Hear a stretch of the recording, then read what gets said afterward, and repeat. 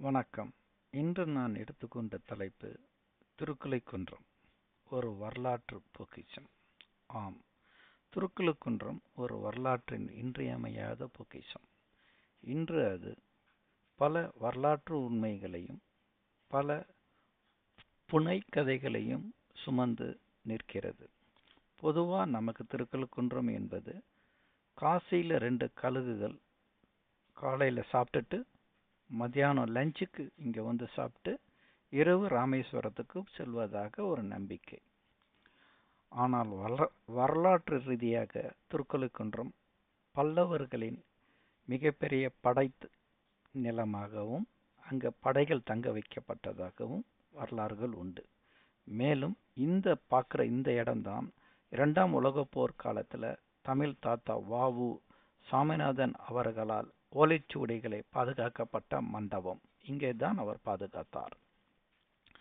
மேலும் இறுதி போர் வாதாபிக்கான போர் திருக்கழுக்குன்றம் சுற்றுப்பகுதியில் தான் நடந்தது.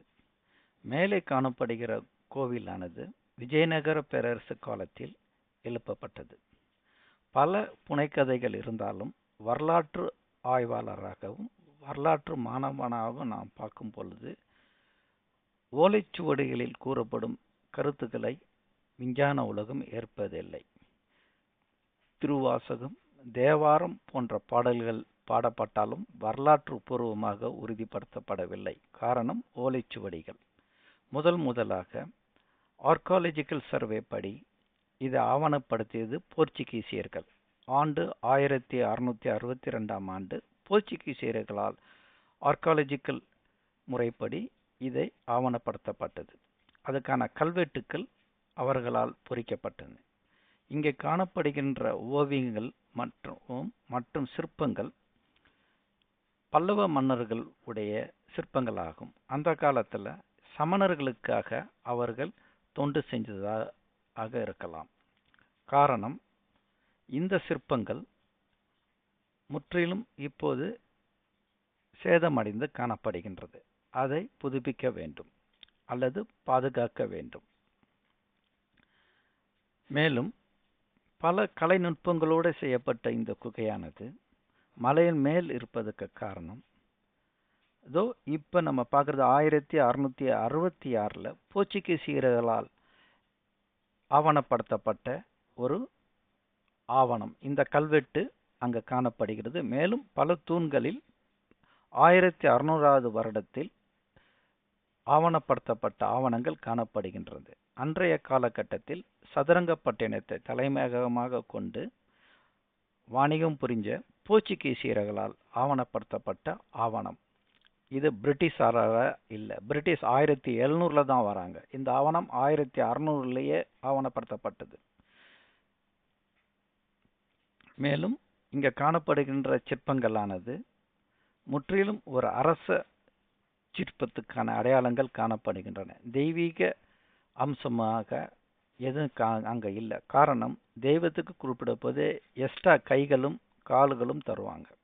இதோ இப்ப பார்க்குற 100 ஆவணம் 1677லேயே செய்யப்பட்டிருக்கு. கீழே 1666 இருக்கு. ஆவணப்படுத்திய ஆளுடைய பேரு, அவர்களுடைய கையொப்பம் அத்தனையும் அந்த தூண்கள்ல பொறிக்கப்பட்டிருக்கு.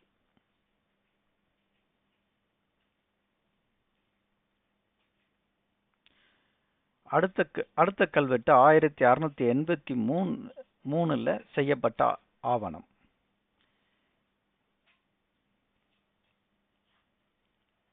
இதோ நாம் காண்பதுதான் மருத்துவ குழி. அதாவது அந்த காலத்துல சமண முனிவர்களால் மக்களுக்கு மருந்து அரைக்க பயன்படுத்தப்பட்ட மருத்துவ குழி.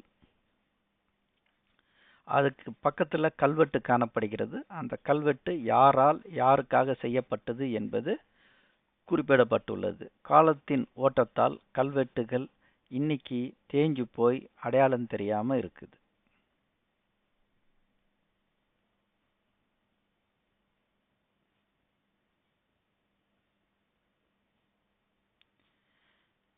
இதுக்கு ஆதாரமாக பல சமண குகைகளிலும் இப்படிப்பட்ட மருத்துவ குழிகள் காணப்படுகின்றது.